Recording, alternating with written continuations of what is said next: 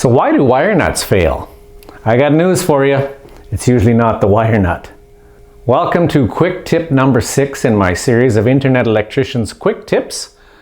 Have you ever found a loose wire nut connection? Well, here's something surprising. The wire nut usually isn't the problem.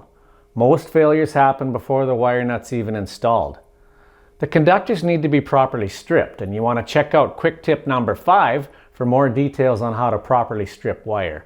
And follow the strip length specifications as outlined by the individual manufacturers.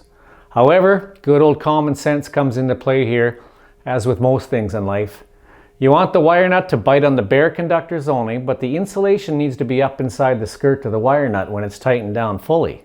And the wires need to be properly aligned. This is of the utmost importance, and securely twisted together according to the manufacturer's instructions. However, there again, common sense comes into play here, and a rule of thumb is twist the wires so that they wrap around each other about a turn and a half. If the wires aren't prepared correctly, the wire nut can't do its job. So a good connection starts with good workmanship. So let me take you over to the board and we'll show you how it's done. Okay, so let's start with 2 wires only.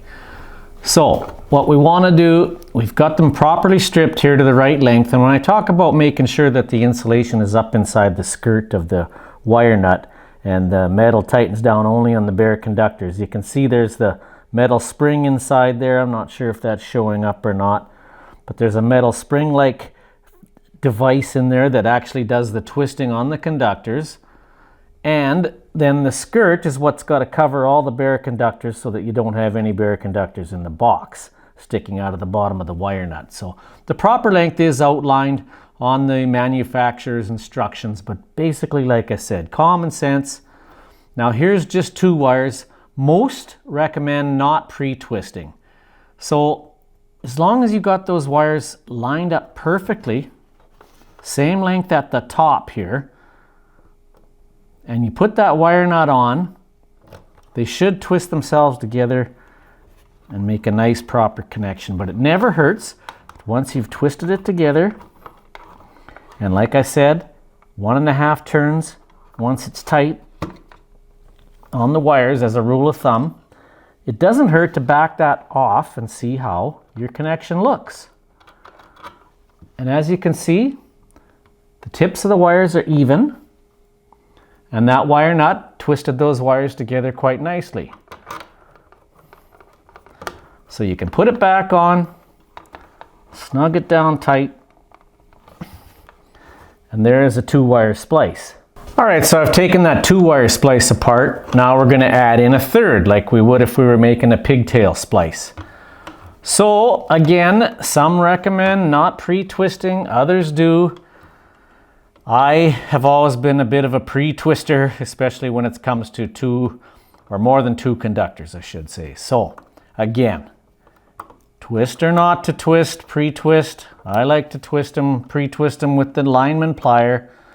You don't have to, but I do and I recommend it. So this takes a nice gentle touch. You want to lightly grab those conductors with your lineman plier and get them going so they're evenly twisted, kind of like a hair braid. They're all even. If you're not quite even when you're done pre-twisting, just trim off the end so that they're all even. Now you want to put on your wire nut. And same rule applies. Tighten it down. And you know when you've got a good bite on those wires because it feels soft and spongy if you've got one wire pulling out of the splice, pulling in towards the end of the wire nut. It just doesn't feel right. So there you go. Twist it around again, about a turn and a half, and that is a good solid splice. One thing that stuck with me since first year trade school, I was taught that a splice should be as mechanically and as electrically sound as the original conductor. So meaning that you can no more pull this apart than you could pull this wire apart by tugging on it. And it's no resistance to that electrical connection. So it's as good as the original conductor, the current flowing through that connection. So always take a few extra seconds to prepare the conductors properly. That simple step can create a reliable connection that lasts for years. Remember, the wire nut is only effective when used properly. So thanks for tuning in. Don't forget to check out all the quick tips in the series as they are released, and they may already be here in the playlist depending on when you're watching this. So in the next series, number 7, I'm going to feature a plug-in receptacle tester and show you just how useful one of these can be, not only in checking for power, but also as a diagnostic tool. Hey, and likes are important, not only for my fragile ego, but it helps YouTube determine the value of my content. So subscribe, turn on notifications, make sure you use that pull-down menu and select all in the preferences, and we'll meet up in the next one. Terry Peterman, the Internet Electrician.